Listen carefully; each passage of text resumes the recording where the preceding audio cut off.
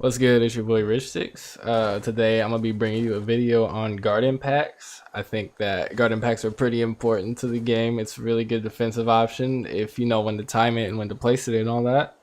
So yeah, let's get right into it. Now first off, I'm gonna be talking about how to do a guard impact. It's pretty simple. You just hit forward and guard at the same time, so 6G. It'll look like that.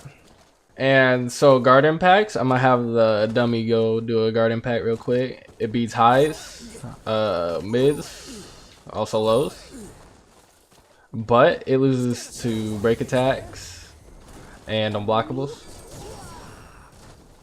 And also if you try to throw, it'll also beat it. So yeah, that's basics of what it beats. As you can see, it can beat a lot of attacks, so you're gonna need to know how to use it.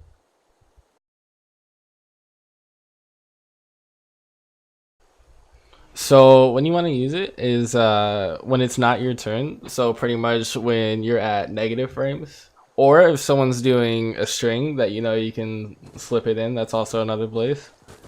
But yeah, for example, like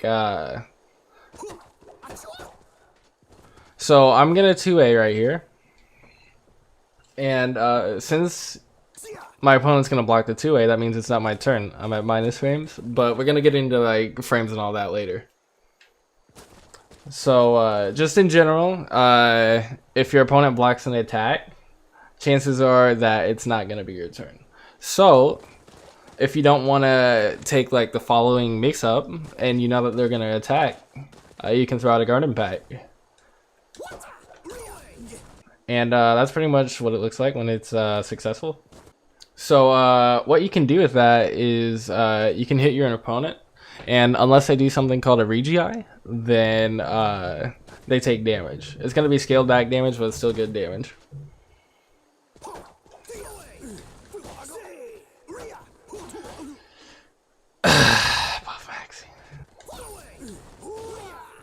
So yeah, that's what that'll look like, and my opponent won't be able to block that unless unless they GI back.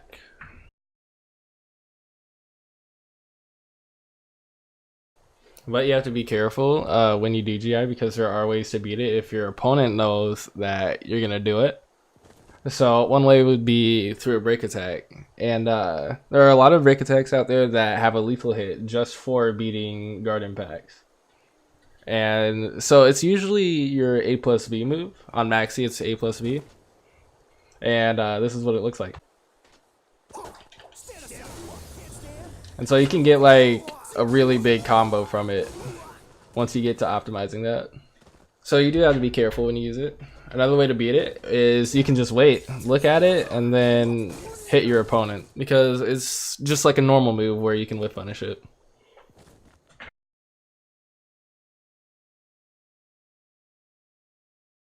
Another thing that you should be aware of is something called GI levels, and basically what that is depending on what move you use, you'll get more frames, or to put it in a different way, like you'll be able to use stronger moves after your guard impact that your opponent can't avoid until they can re-GI. So for this case, there's 3 levels to GI. One of them is level 1, there's level 2, and there's level 3. For the level 1 GI, you don't get any guaranteed damage because it's +8. So you're still at an advantage, it's still your turn, but you don't get anything guaranteed. They don't need to re-GI. And also, an example of what that looks like, a re-GI would be like this. And so if you do that, if you wish to hit your opponent again, the damage will be less scaled, and so you'll be able to do more. Or your opponent can also re-GI the re-GI. And so yeah, that's just a little game you have to play. You can also just throw out a break attack to beat it once again.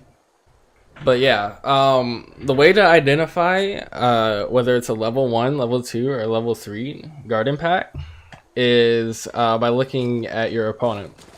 For a level 3 GI, it's going to look like your opponent is getting knocked all the way back. It'll look like the impact kind of hurt them more. So yeah, it looks like this.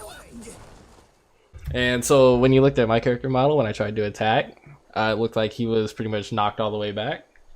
And so it's pretty similar for level 2, but it's just pretty much less of that. That's what a level 2 looks like. And for a level 1, it'll look like this. So it looks like he wasn't knocked back much at all. He pretty much just like turned to his side. So yeah, it takes a while to be able to identify it, but it's really important because you want to know how big of a move that you can get. And to figure out like which move you want to pick, depending on the GI level, is all pretty much to the frames. So what you can do is you can go online or you can go into a Discord and look at pretty much the strongest move you can get for 16 frames or faster and 28 frames or faster. Because on level 2 GIs, you can do up to 16 frame move, and for level 3 GIs, you can do up to a 20 frame move. So as you're progressing, if you want to start being more like optimal with what you get off of a GI, that's what you can start to look into.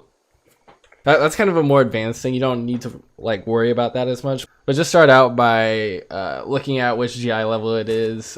You can do slower moves like a 3B on the level 3 GI, and you're gonna have to do faster moves for the level 2 one. But yeah, I hope you guys really enjoyed the tutorial and the guide and all that. There's gonna be more in the future. And yeah, I'm RichSticks. Peace out.